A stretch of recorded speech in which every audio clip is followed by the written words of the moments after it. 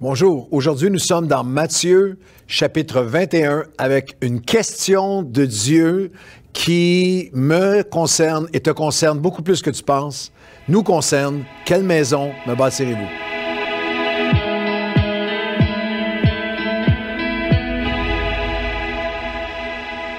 Bonjour à tous et bienvenue à votre café matinal.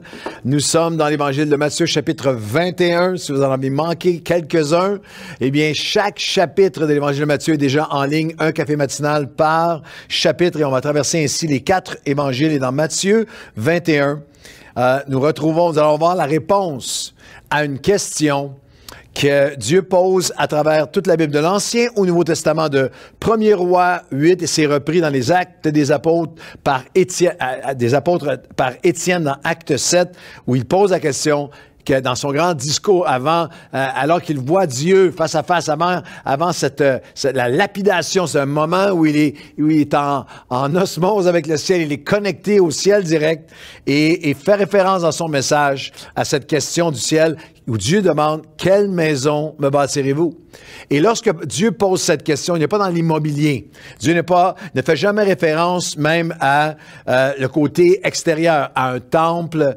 dans l'Ancien Testament, ou à une église physique, à un bâtiment, ni à des structures religieuses, légalistes ou rituelles. Lorsque Dieu parle de la maison, quelle maison me bâtirez-vous? Quelle maison me bâtiras-tu? Il parle d'une maison qui est spirituelle, de caractéristiques, d'une passion, de priorité, selon sa parole, selon son cœur, ses valeurs, une poursuite de sa volonté. Quel témoignage vas-tu me bâtir? Quelle maison vas-tu me bâtir? Ça parle aussi de son royaume. Quel royaume de Dieu? Quelle maison pour Dieu allez-vous me bâtir dans votre famille? Dans votre ville, dans notre village, dans notre nation, dans les nations, dans notre francophonie ensemble. Et c'est aussi une question très personnelle. Quelle maison me bâtiras-tu? Quelle maison me bâtirez-vous? Parle aussi, quel temple vas-tu me bâtir? Parle aussi de nos vies. Parce que l'apôtre Paul dira, il n'habite plus dans des maisons, dans des lieux qui sont faits par la main des hommes. 1 Corinthiens 3, 16. Ne savez-vous pas que vous êtes le temple du Saint-Esprit? Vous êtes la maison de Dieu. Vous êtes l'habitation de Dieu. Et là, ça prend toute une perspective, ça prend toute une note, une connotation, une responsabilité très personnelle. Quelle maison, ma vie? Quelle maison suis-je en train de bâtir pour Dieu? Quelle maison ma vie représente-t-elle pour lui? Quel témoignage pour lui? Quelle maison me bâtirez-vous?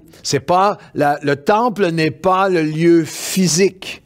C'est les pierres vivantes, c'est vous et moi. J'aime beaucoup cette anecdote un peu sourire du vieil ancien d'église grincheux qui court, qui est apeuré ou qui est horrifié et court vers son pasteur. Il est fâché, il est horrifié parce qu'il a vu un gamin qui mâchait du chewing-gum dans l'église et dit « Pasteur, il y a un garçon qui mange du chewing-gum dans le temple de Dieu. » Et le pasteur de répondre, non, c'est le temple de Dieu qui mange du chewing-gum. Le temple, c'est les gens, c'est les personnes, c'est les pierres vivantes. Alors Dieu nous pose la question, quelle maison me bâtirez-vous? Et Jésus, lui, répond à la question lorsqu'il entre dans le temple et nous donne quelques marques définitive et importante de la maison qu'il désire. Quelle maison me bâtirez-vous? Et Jésus est entré dans le temple 2 fois. Il l'a fait au début de son ministère et il l'a fait à la fin. On le retrouve dans Jean chapitre 2, où il a chassé les voleurs du temple. Il a fait le fouet, a chassé les voleurs du temple. Et on le retrouve dans notre texte d'aujourd'hui, dans Matthieu 21. Et là, il est à la fin de son ministère. Il y a un message là-dedans pour toi et pour moi. Est-ce que tu es prêt à le laisser entrer aujourd'hui? Il n'y aura jamais une saison de nos vies où il n'aura pas besoin d'entrer dans la maison, dans le temple de ma vie, de son Église, de notre mouvement d'Église, quel qu'il soit, et où nous n'avons pas besoin de lui laisser, où l'appel sera là, de le laisser renverser des tables, de le laisser chasser ce qui doit être chassé, de nous rappeler à quelle maison il désire vraiment. Et dans Matthieu 21, il y a ce texte absolument magnifique. C'est la deuxième fois où il purifiera le temple. C'est à la toute fin de son ministère, juste avant la semaine qui mène à la croix et la mort, la résurrection. Alors, Jean 21, 10, lorsqu'il entra dans Jérusalem, toute la ville était émue et l'on disait, « Qui est celui-ci? » La foule répondait, c'est Jésus, le prophète de Nazareth. En Galilée, c'est l'entrée triomphale de Jésus à Jérusalem. Les hosannas fusent de partout. C'est, imaginez, le concert de Hillsong le plus spectaculaire. Mais Jésus, lui, a les yeux fixés sur la maison, sur le temple, sur qu'est-ce qui prend place à l'intérieur. Et il entre dans le temple de Dieu et chassa tous ceux qui vendaient, achetaient dans le temple. Il renversa les tables des changeurs et les sièges des vendeurs de pigeons. Il leur dit, il est écrit, « Ma maison sera appelée une maison de prière, mais vous en avez fait une caverne de voleurs. » Et des aveugles et des boiteux s'approchèrent de lui dans le temple et il les guérit. Et les principaux sacrificateurs et les scribes furent indignés à la vue des choses merveilleuses qu'il avait faites, et des enfants qui criaient dans le temple, « Hosanna au fils de David ». Jésus nous rappelle que nous avons simplement trois notions très simples, mais tellement profondes et puissantes, que la maison qu'il désire que nous bâtissions, qu'il désire que nous le laissions bâtir en nous, la maison selon son cœur devra toujours être une maison de prière. Ma maison sera appelée une maison de prière. Le théologien Jean Calvin a écrit de connaître Dieu comme le maître et celui qui désire pourvoir et distribuer tout ce qui est bon, toutes ces plénitudes, toutes les bonnes choses, toutes ces bénédictions, et qui nous invite à les lui demander et de ne pas aller à lui et d'aussi peu profit qu'un homme qui négligerait ou ignorerait un trésor enfoui dans le sol après qu'on lui eut indiqué où le trouver et qu'il avait la carte le conduisant à toutes les richesses. Jésus dit la carte, c'est qui nous conduit au trésor, c'est la prière. Jésus nous a donné la carte, c'est la prière. Sans la prière, nous ne sommes qu'un figuier avec du feuillage et aucun fruit. C'est l'anecdote suivante, c'est l'événement immédiatement après ma maison sera appelée une maison de prière. Le matin, en retournant à la ville, j'ai toujours dans Matthieu 21, Jésus eut faim et voyant un figuier sur le chemin, il s'en approcha, mais ne trouva que des feuilles. Il lui dit que jamais fruit ne naisse de toi. Et à l'instant, le figuier sécha. Et les disciples qui virent cela furent étonnés de dire, comment ce figuier est-il devenu sec en un instant? Et Jésus leur répondit, je vous le dis en vérité, si vous aviez de la foi et que vous ne doutiez pas, non seulement vous feriez ce qui était fait à ce figuier, mais quand vous diriez à cette montagne, ôte-toi de là, jette-toi dans la mer, cela se ferait. Verset 22 de Matthieu 21, notre chapitre aujourd'hui. Tout ce que vous demanderez avec foi dans la prière, vous le recevrez. Sans la prière, la maison sans la prière de ma vie, de l'Église, la maison sans la prière, nous sommes un figuier avec du feuillage, mais il n'y a pas de fruits. Marc nous donne un éclairage particulier sur ce même événement dans Marc 11, 12 à 14. Le lendemain, quand ils furent sortis, Jésus eut faim. C'est le même événement. En percevant de loin un figuier qui avait des feuilles, il alla voir s'il trouverait quelque chose. Il se fait un chemin à travers les feuilles. Il s'en étant approché, il ne trouva que des feuilles, que du feuillage, car ce n'était pas la saison des figues. Et alors, prenant la parole, il dit que jamais plus personne ne mange de ton fruit. Et les disciples l'entendirent. Dans un contexte de prière, Jésus nous rappelle que lorsqu'il dit que personne ne se nourrisse d'un christianisme sans prière, où il n'y a que feuillage, où il n'y a pas de fruits. Et c'est particulier parce que Marc souligne que ce n'était pas la saison des figues. Et il y a un message important que Dieu nous appelle par la prière à produire un fruit que nos cycles naturels ne peuvent pas produire.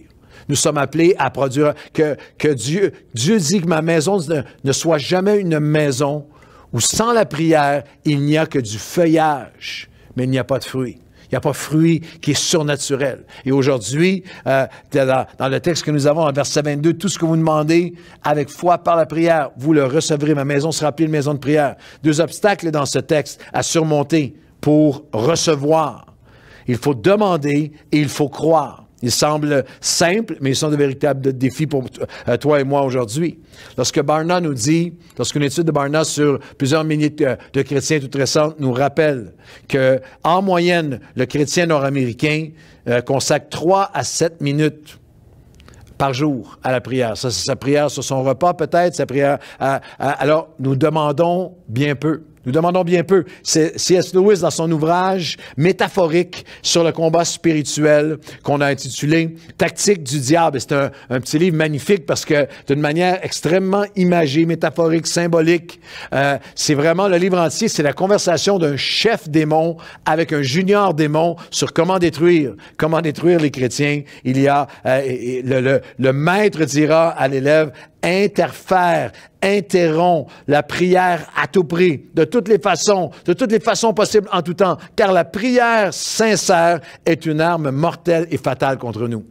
Alors nous demandons, nous recevons peu parce que nous demandons peu. Alors il faut demander et il faut aussi non seulement demander, mais il y a cette dimension de croire. F.B. Meyer a dit: la plus grande tragédie de l'expérience chrétienne n'est pas la prière non exaucée, mais la prière non demandée, ou prier, il appelle ça la prière sans la foi, la prière qui croit à Dieu, mais pas en Dieu.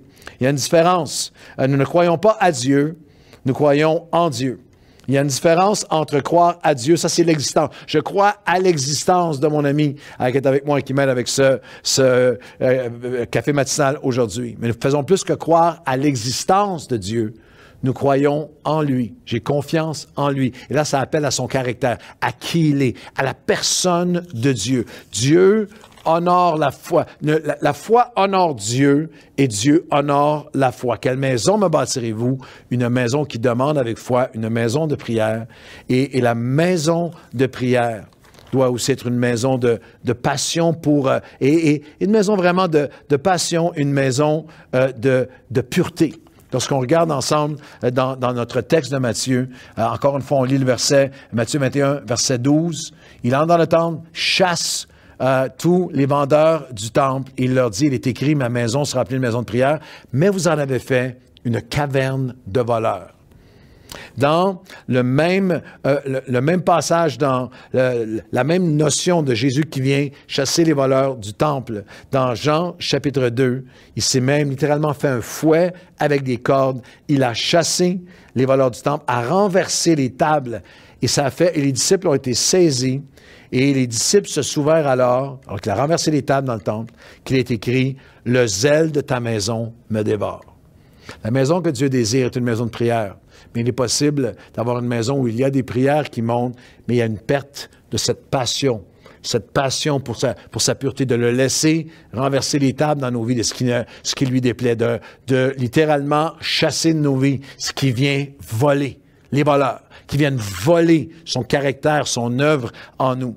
La caverne de voleurs, c'était littéralement l'endroit où le voleur pouvait aller et être en toute sécurité, où le pécheur n'était pas dérangé, où il était relax, où il était peinard. Et il y a quelque chose d'entièrement faussé lorsque l'Église devient un endroit où la personne, avec son péché, peut être là en tout confort, parce que tout ce qui est dit est sur la prospérité ou sur toutes sortes d'autres trucs, où des gens ont toutes sortes de tables à renverser dans leur vie qui ne sont jamais confrontés. Je veux que tu saches à quel point c'est important dans ta vie et dans la mienne de laisser Jésus entrer dans ma maison, la maison de mon cœur, de ma vie, et de dire, Seigneur, est-ce qu'il y a des tables qui ont besoin d'être renversées? Est-ce qu'il y a des voleurs de joie, des voleurs de destinée, des voleurs d'appel, des voleurs de ton caractère et de ton œuvre, de ton témoignage en moi que tu veux chasser de ma vie aujourd'hui? Une maison de prière, une maison de cette passion pour la pureté de Dieu dans nos vies. Pourquoi est-ce que c'est si important? Parce que c'est seulement alors que cette maison qu'il veut bâtir en nous est une maison de puissance qui devient un témoignage pour nos proches. Lorsqu'il renverse les tables, ma maison sera appelée une maison de prière, vous en avez fait une caverne de voleurs, renverse les tables, chasse les voleurs, les aveugles et les boiteux s'approchent dans le temple, ils sont guéris et des enfants se mettent à célébrer, à chanter la gloire de Dieu lorsqu'ils voient la puissance de Dieu. Moi, ça me percute énormément la pensée. Quelle maison est-ce que nous offrons à nos enfants? Est-ce que vous offrez une église remplie de de conflits, de déchirements, de jalousie, de petitesse, d'hommerie, à des enfants qui grandissent là-dedans avec une image tellement loin et réduite de Dieu. Quelle maison offres-tu chez toi? Quelle maison offrons-nous en tant qu'Église à nos enfants? Je veux te demander de prier avec moi, sincèrement, et dire, Seigneur, entre dans le temple de mon cœur à nouveau. Entre dans le temple de ma maison aujourd'hui. Fais de ma maison, de mon cœur, de ma vie, une maison de prière où je vais non seulement croire à toi, mais en toi et demander et croire. Je ne veux pas être un figuier avec plein de feuillages, de choses extérieures, mais il n'y a plus de fruits surnaturels. Seigneur, tu fais ton chemin, tu cherches quelque chose en moi. Alors viens aujourd'hui, je m'offre à toi, viens faire ton œuvre pour qu'il y ait un fruit surnaturel qui émerge de moi. Une joie qui transcende les cycles naturels de ma vie. Une paix, une intégrité, une droiture, un courage. Seigneur, viens alors que j'appelle à toi, faire produire ce fruit que seulement ma communion avec toi peut produire. Seigneur, je te laisse entrer. Je ne veux pas que ma vie soit une caverne de voleurs. Je ne veux pas laisser les voleurs de vie faire leur œuvre en moi.